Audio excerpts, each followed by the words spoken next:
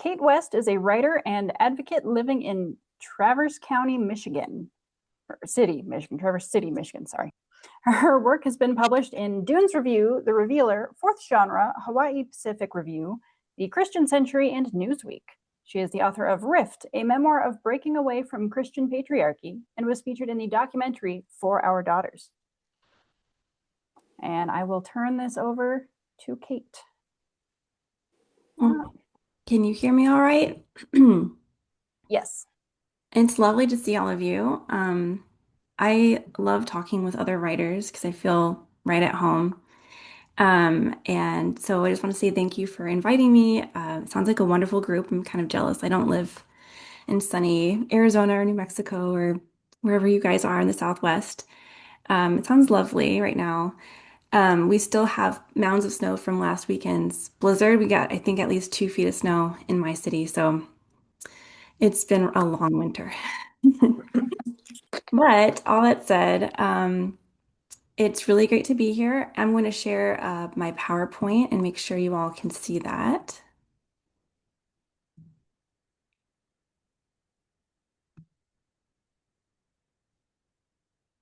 Okay, you see that okay? Yes? Okay, great. Tonight I'm going to be talking about writing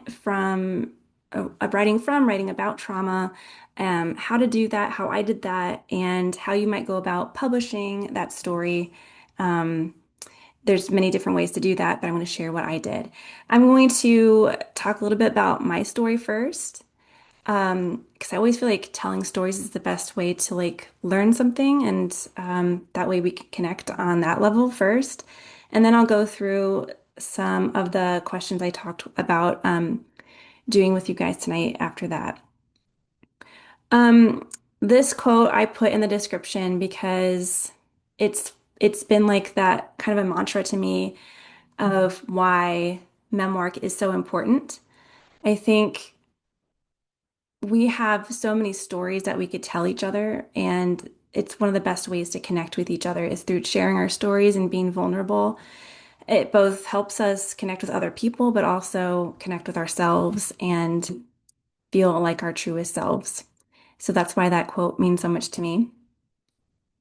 Um, I came of age in something called Christian patriarchy. This was a movement. Some people call it a cult. And it was loosely tied together. It didn't have a specific denomination, um, but it was a movement of many denominations. And our common ground was the belief in having strict gender roles, a quiverful ideology where women are expected to have as many children as possible, and dominionist theology, which taught that people would take over society and government for God's kingdom. And maybe that sounds familiar to you if you've been paying attention to Project 2025 and things of that nature. From an early age, I was taught that to think of myself as evil. My father would teach me and my siblings that we were dirty, rotten sinners, deserving of hell, and this combined with like a purity culture led me to believe that my body was part of the problem. And that's when I started dissociating from a very young age, feeling very disembodied. Um, I'm going to read a short passage from my book. Uh, and I hope that maybe this shows kind of how I try to embody myself in those moments when I was dissociating. Me writing this now as an adult, thinking back to when I was 4 years old and trying to describe the traumatic part of that in a way that makes sense.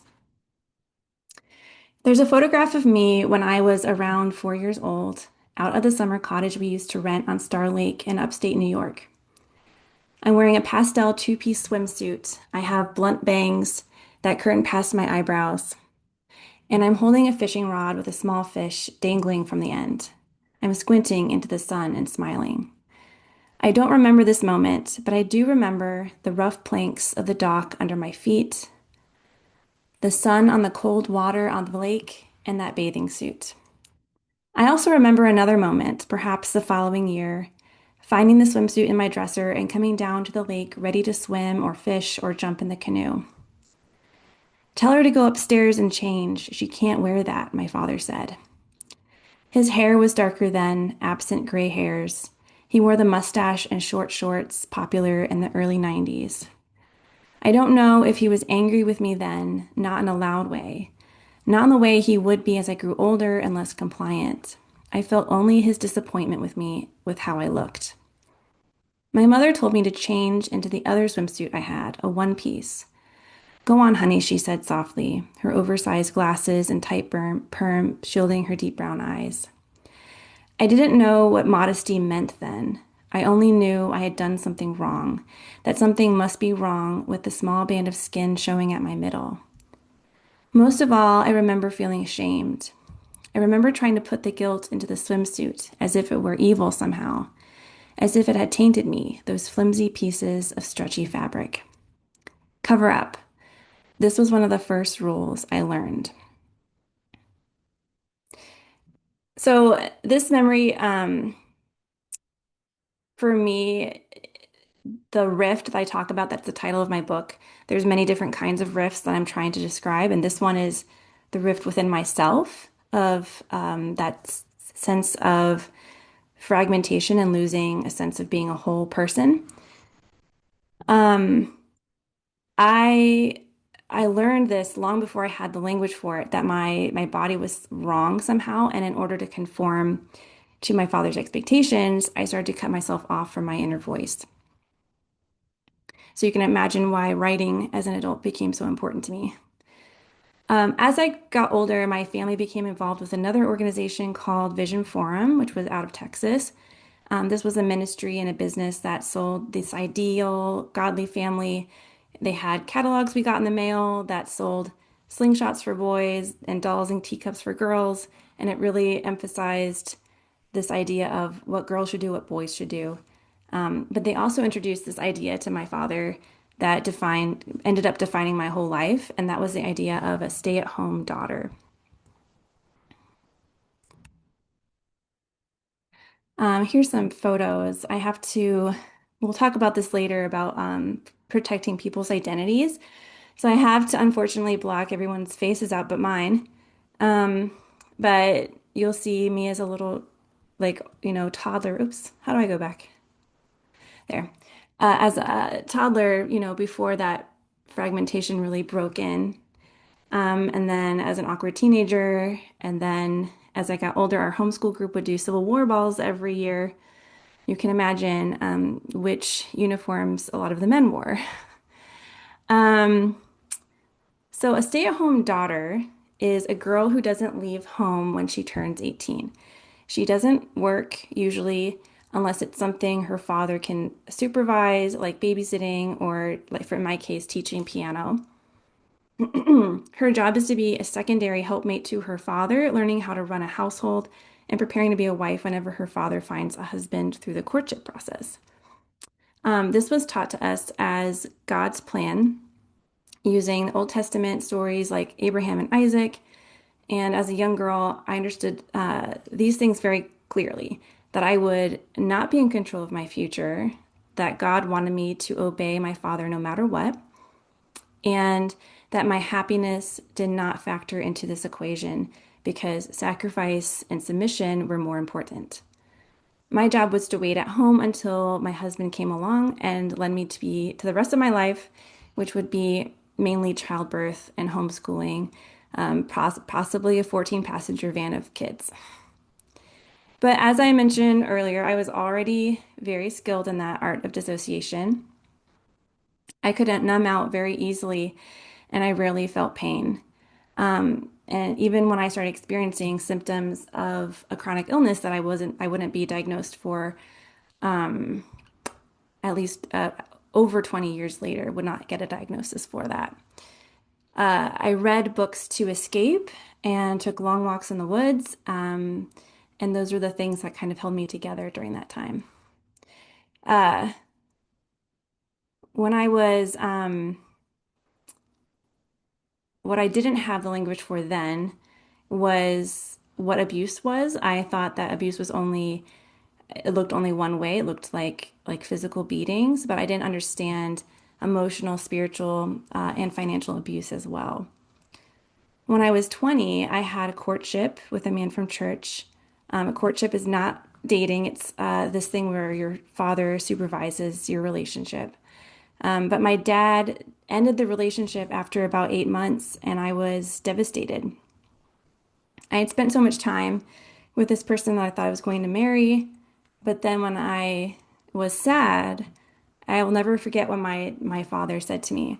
He told me I was sinning with my emotions because I wasn't supposed to love someone that I wasn't married to, and which was the equivalent of cheating on my future husband, and that I needed to repent. And so I was 21 at the time, and I remember thinking to myself, that has to be wrong. Like this was like a pivotal moment for me realizing my father has been lying to me about all of this, and it can't be wrong to love somebody. Um, yeah, so I started questioning my whole life, why I was still living with my parents. I didn't know if I would ever find a way to leave. I had almost no resources. But I did know that if I ever had another opportunity to leave, I would make a better choice for myself. A few years after that,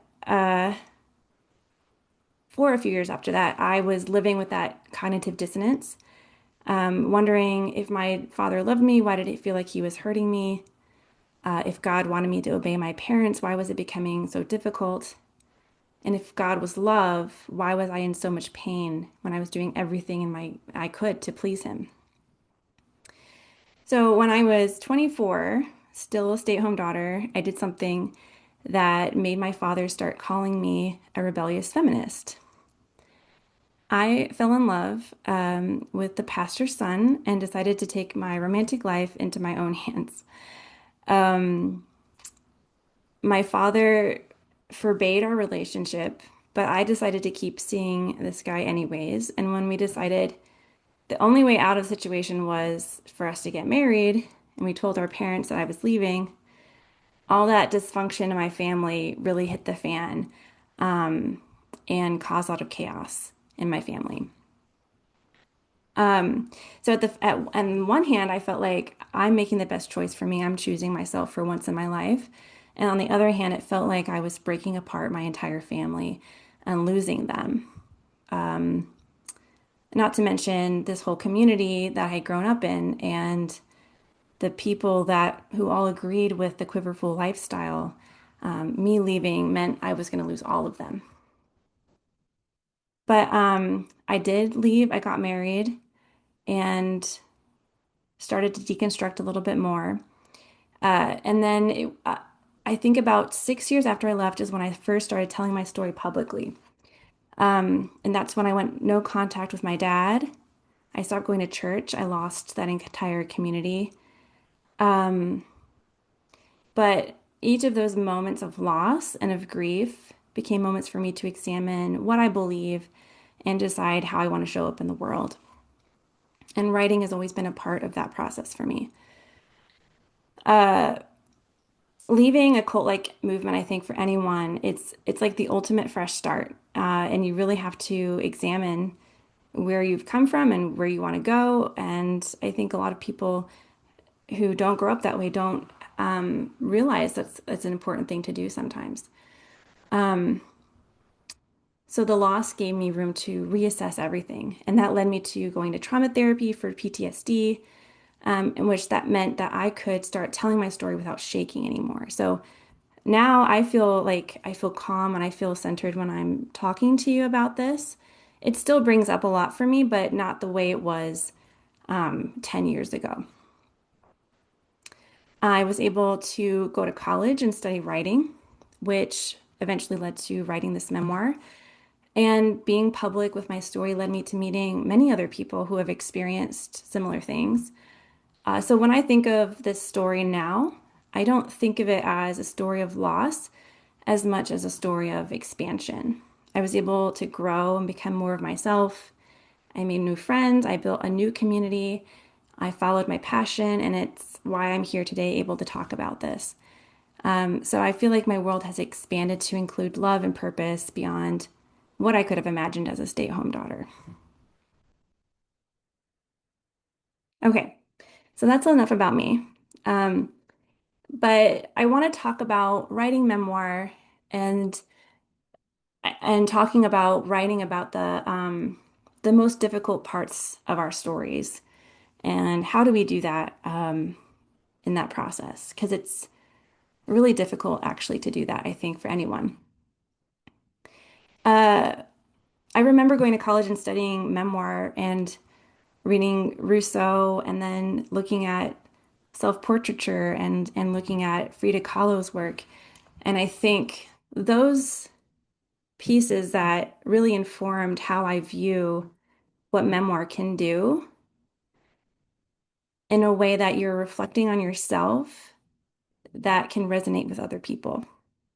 For me, books have always been a way for me to escape. When I was a kid, it was escaping the trouble in my home. And then I also could learn about other ways to exist that I would not have had access to otherwise. When I got out and I read Educated by Tara Westover. I don't know if anyone else has read that book. It's a beautiful memoir. I came out in, I want to say 2018, around 2018, 2016 maybe.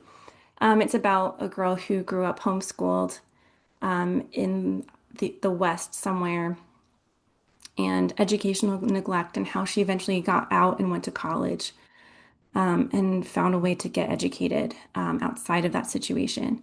And that book really spoke to me. There was another book called Devoted by Jennifer Mathieu. So Educated was a memoir, but Devoted is a young adult fiction book that was about a stay-at-home daughter, which is the first time I ever saw that phrase in a book. Eventually made friends with the author, so that's been like a great full circle moment. I got to do an event with her a couple years ago, so that was really cool. So that was the kind of impact I wanted to create when I was writing my book. I wanted to be able to reach readers who had no source of feeling like they were seen in literature. A lot of people grow up in these close communities or isolated and they can't see themselves in the books around them. And I wanted to make them to feel less alone. But I also think I needed to tell this story for myself. It felt a little like cleansing in a way, like I needed to get out of my body. I went to school to study fiction writing and ended up writing a memoir. So it just had to come out somehow. I think people like to, I'm not sure if this is as popular anymore, but memoir used to get a bad rap for navel gazing. But I think memoir is not the same as writing a diary where you vent your feelings and you're recording the events of the day.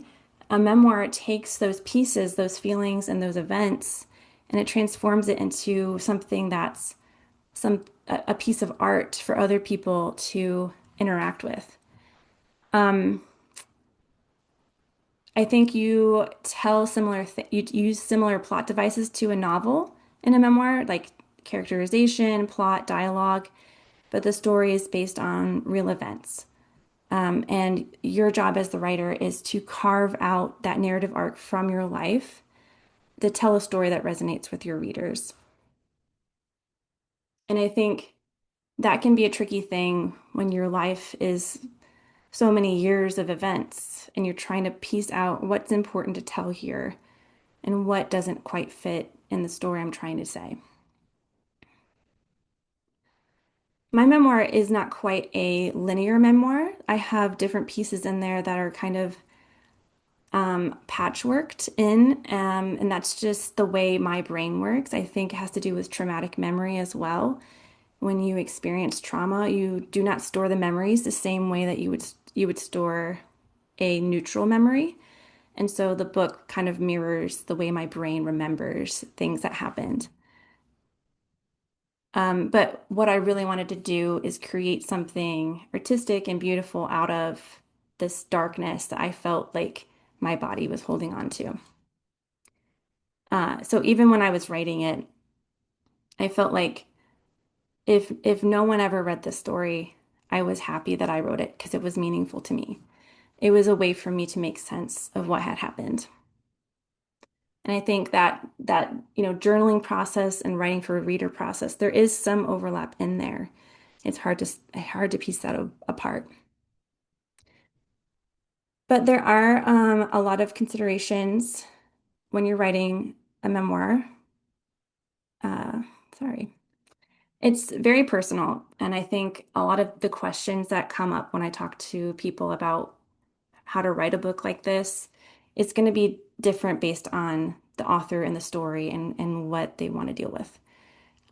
Privacy issues obviously are the number one thing people think about when they think of writing a memoir, often. And it's something that each author and publisher are going to have to figure out depending on the story you want to tell. I should have mentioned earlier, I'm also a book editor as my day job. And so I've edited a lot of memoirs. I was able to work on Whoopi Goldberg's memoir, um, her most recent one. And it's really interesting to see how this process plays out with different writers and depending on what the book is. So there's always nuance to this. With most stories about abuse and most traditional publishers, the publisher is going to do a legal review of the book and probably fact checking as well. And that's because the publisher does not want to be liable in any way for anyone that might come after them for printing and publishing the story. But it's really important to remember that the publisher's job is to protect the company, especially if you're working with a traditional publisher. Um, they're not there to protect your liability. So it's important that you think of that for yourself. Um, Most homeowners insurance, renters insurance, you can have a personal liability edition. And so I always suggest looking into that, so that if there is any issue with you being sued for what you're writing about, you have some kind of fallback. So talk to your lawyer, your insurance, if you're in considering that. After my book went through the legal review, the publisher agreed with me that it was important to name all of the public figures that I talked about. And that's what's really interesting is when you're thinking about defamation, if you're telling the truth, especially if like you can prove someone said something publicly, you don't really have to be concerned about losing a defamation trial. I'm not saying you won't get sued for it, but if you base everything on documented fact, then you shouldn't have to worry about that. So we're able to keep all the names of the public figures. I did have to footnote, like I had to go listen to old sermons from my pastor, and I footnoted all of those sermons to prove that he said what he said. But then my publisher wanted to change all the names of my family and the other people who show up in the story, to protect their privacy. My siblings had been okay with them using their real names, but the publisher wanted them to change. So I went to my siblings and I offered them to pick their own names. So that was a way to include them in the process and help build a bridge with, it's it's always tricky when you're writing a family story. I didn't really ask anyone's permission to do that. So it was nice that my siblings worked with me a little bit on that. Um, After the legal review, I also had to change some of the language that I used around the public figures, just for whatever the legal issues were. I can't remember them at the moment, but it didn't feel like it interfered with my writing voice. So I was able to adapt it to be, legal safe, but also stay true to my voice. And I was really grateful to have a publisher, who did this legal review with me. It made me feel a lot better actually when I published the book because I felt like I checked all my boxes.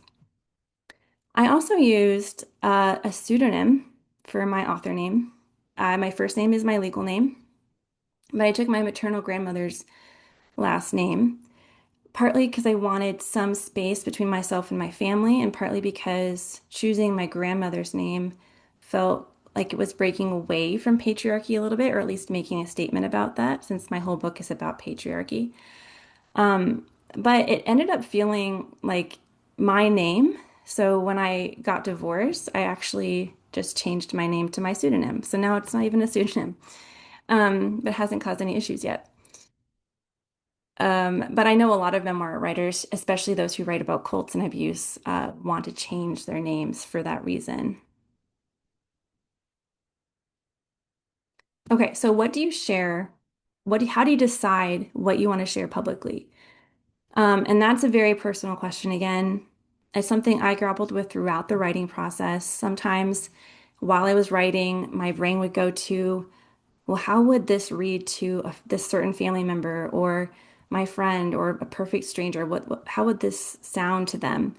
But when you're drafting a first draft, it's that can be really damaging to just getting the story out. So I did my best to push that doubt away during that time.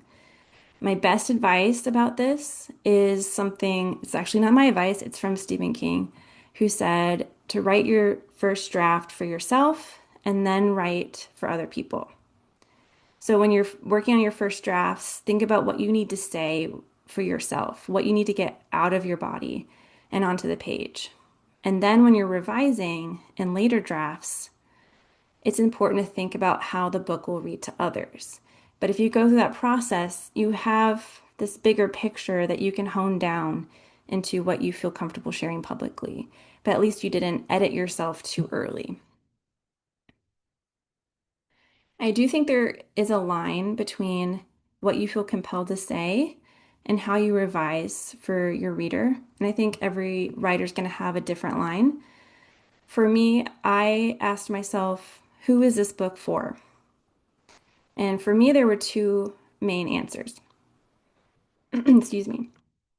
The first was myself as a little kid, when I felt alone and lost, and I had no idea why I was in so much pain. Um, the other reader I was thinking about were other survivors who might need to see themselves in a story like this. I try not to think about anyone else too much because the story wasn't primarily for them. I did hope that a wide range of people would read, but I couldn't. You can't make everyone happy. There's always, when you write a memoir, there's always going to be someone who's unhappy with something. And so you have to decide whose opinion do you care about? Because whether we like it or not, writing a memoir impacts your relationships, and you have to decide if you're okay with that. And sometimes that means talking with the people you're writing about or who are in your story before you write it or after you write it, but before you publish it.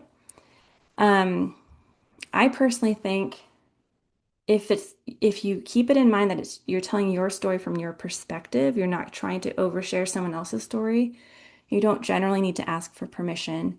But I think if you have a close relationship that it might impact, it's wise to talk with that person at least about it at some point in the process.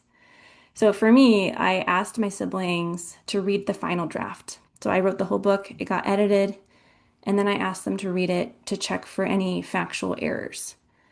I didn't write a lot about my siblings in the book actually because I wanted to protect their privacy and I didn't want to tell their stories for them. Um, but they were very kind to read through and they only had one error to fix. It was that I got a band name wrong. So that was nice that it was so easy to fix that. On the other hand, I did not ask my father because we had gone no contact at that point, and I decided his opinion of this didn't matter to me because of the how his role in my life and the harm that he had caused. Obviously, he was probably the most unhappy with it, but that is how these things go. It's also what I've learned after publishing is that anything you write in the book might be quoted online or make its way onto Reddit, and you have no control about this. Once the book is not yours anymore, it belongs to the readers. And so when you are in those final drafts, it is good to think about what am I okay with people knowing forever? And people might bring it up in interviews. So it's good to have answers for those questions as well. But what are the things that you keep for yourself? The opposite of that question. I think writing your first drafts or your journals is really cathartic. It's really good for healing. But again, there's that difference between what you write in a journal and what you write for the public. Um, so these are just a few things to think about as you're going through that process. Liability, who might sue you? So, you know, it's an uncomfortable question because I think when you're a writer, you want to think about the writing and the art and the craft. And personally, I'm not like a business type of person, so I hate thinking about these things. But it's good to think about when you're writing a memoir, the kind of liability you might be facing. So for me, it was those public figures I was writing about specifically. Personal safety, again, uh, things I'm careful about now, whether in the book or talking about it on social media, is my home location, certain details about my life that protect me from people who might try to find me for some reason. Um, Writing a book like the way the book I wrote opened up a door to people sending me crazy emails, things like that. So I don't have like my email address online. I have a contact form that filters the messages that come through, and that has helped a lot. And personal, what makes you feel vulnerable and what feels too private to you? I think that's a good question to ask, and there's nothing wrong with that. I think sometimes when you write a memoir, you think you have to tell the absolute truth, but that really doesn't exist because this is not like a documented second by second story. You do get to decide what are those moments that feel too close to home or too private to put in the story.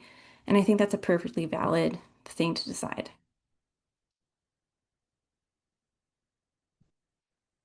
But how do we write about this without being re-traumatized? Um, this is tricky because the way traumatic memories work, I wouldn't recommend writing about trauma or abuse without some kind of therapeutic support at the same time. And so for me, when I was writing the book, um, I wrote part of it in college. I took a long break. And then once I started going to EMDR therapy, I felt like I could finish the book because the therapy is a trauma therapy, and it helped me get to a place where I could remember things clearly and write about it without having panic attacks. I did make this mistake though. And I think I did this subconsciously. I kept all the hardest scenes until the very end, and I had a week off for Christmas, and I decided to write all of the bad scenes at the very end during Christmas holidays, which was a terrible idea because I was so focused. I forgot to eat and drink or like take a break, and I was just living in my memories. Like I lost connection with the present, and that was awful because my brain felt like it was trapped. So that ended up with me going to the doctor, getting on some medication, and doing exactly what I'm trying to warn you against doing, which is re-traumatizing yourself when you're dealing with this. It's very real. I thought I was completely, healed enough that that wouldn't happen, but that wasn't true. And so I always say, take care of yourself first. This is writing, but your health and well-being is more important than that. Don't put yourself in a position where the memories can take over and you forget where you are. And also, like in therapy, we talk about building a toolbox of skills that you can use for times like that. And when you're writing a memoir, I think it's important to have a list of things that you can fall back on because writing isn't just sitting in the chair and getting the words on the page. So I think moving your body is really important, like daily walks or yoga, or breathing exercises, doing things that relax your brain because it's can be really stressful. So reading books that are just for fun. Maybe limit how many other memoirs you're reading at the same time that you're writing one, and read something that's just lighthearted for a little bit. And rewarding yourself, like have a treat, have some, I'm food motivated. So like have some dessert after you write a hard scene and like bring yourself back into your present self and be embodied during the process if you can. Um, and try to build a network of support. I think I grew up thinking you have one support, and that's God and your church. And once that was gone, it was like I have nothing. That's how it felt. And so now I really believe it's important to build a network of support that's multifaceted. So I have different friends who spend time with me in different ways. I have hobbies, I have a social group, I have therapy, I have a doctor. All these different pieces of support can help you. I think of it like a root system as a tree. You know, one root, a tree's going to fall over, but with many roots, the tree stands strong when you're going through something difficult. So I wanted to say, like, it's good to have writing friends. If you're writing about abuse, it's good to have survivor friends. And also, it's good to have friends who have no idea about any of those things because it's good to get away from those worlds for a little bit sometimes. Okay, so publishing journey. I did not mean to write a memoir, as I mentioned. Um, I once I left home, I went to college and I wanted to study fiction at Michigan State. But then the program required that you take two different genres. And so my options were fiction, nonfiction, and poetry. And I want to apologize for the poets, but poetry scares me to death. I was terrified of doing anything with poetry. So I was like, well, I'll just do nonfiction. And that's when the story started coming out on the page. I thought I was just going to forget it forever, which is obviously that wasn't going to happen. But then I started, my teachers and my classmates were responding to what I was writing about, and that encouraged me to keep going. And eventually I just felt compelled, like I need to tell the whole story. There's so many pieces to this I need to talk about. At the end of the program, my bachelor's, I had a thesis that was like the core of this book. Uh, and when I graduated, I put it aside and I worked on my editing career. And on the side, when I had time, I started writing a blog about my experience and started some social media to try to raise awareness about abuse. Because at that point, I had realized, oh, this is what was really happening in my family was these really toxic traits of coercive control and things like that. So I was building my social media that way. And once I started working on a book again, um, I struggled with momentum because I was used to the school deadlines. And it was really hard to keep going when I didn't have someone telling me, oh, you need a draft by this date. So I got so desperate that I looked into one of those writing coach programs. I don't know if you've ever done one of those, but there was this program that was like promising you're going to complete your memoir by the end of it. And there was like this intensive application process. I went through the whole process, and the end of the process, you get to meet with the coach. And then the coach is going to tell you how much it costs, which I should have known. You should know how much it costs up front. Um, so then I go through all this whole process. I meet with the coach, and she's like, "Yeah, we'd love to accept you." And then she told me the amount. It was some ungodly amount. And I was like, "I might as well get a master's degree for that much money." Um, but I said no to the program, but that was like the push. I was like, if I can't afford to pay someone to make me do this, I'm going to have to figure out a way to finish the book on my own. And so I started going to coffee shops on the weekends and just like dedicating, like, this is my writing time. And little by little, I kept writing. In the meantime, I had a coworker who left the publishing company to become a literary agent. And so she reached out to me after following my story online and said she'd like to represent me. So I was really lucky that someone reached out to me. I know that it is rare, but that's why I say networking really is important. Once you start sharing your story or talking about these things online or going to conferences, the more people you talk to who are actually interested in that, these opportunities arise more. Once I signed with her, we worked on my proposal and we queried about 100 different publishers. Publishing memoir with a traditional publisher is extremely difficult, turns out. And I only had one offer out of 100 queries. So that was really disappointing. But on the other hand, the editor who wanted the book was someone I had known of from a conference. She used to run this conference in Grand Rapids and actually was really happy with having her as my editor. So it felt like a little bit like fate, that she was the one who wanted to make the book deal. And having that deadline with you need to have the manuscript done by this time helped. I think I had maybe 60% of the book written by then. So sometimes when you write a memoir, you sell it on expected date of completion rather than when you turn in a novel and it's already done. That's pretty typical for nonfiction. Uh, once we, once I finished the book, we edited it, we moved into marketing and publicity, and that meant a lot of interviews with newspapers and blogs and podcasts, especially.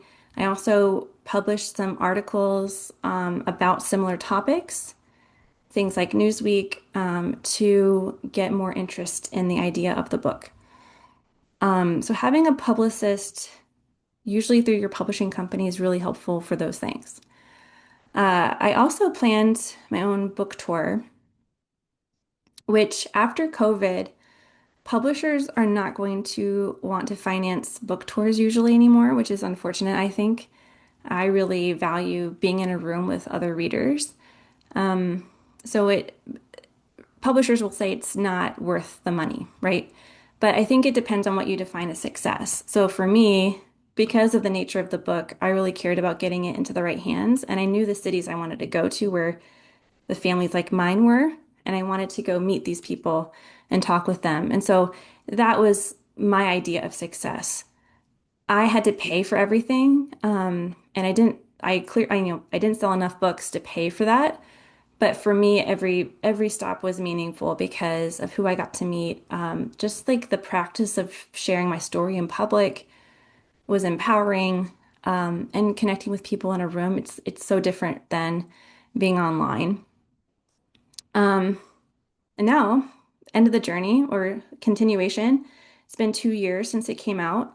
It was with a small independent publisher. I feel like it's done really well for that audience. And now we're doing a new edition in September, in paperback, where I had to write a new afterword, and we have a Q&A in the back of the book. And it's really exciting. It's gonna have a brand new cover, which is cool.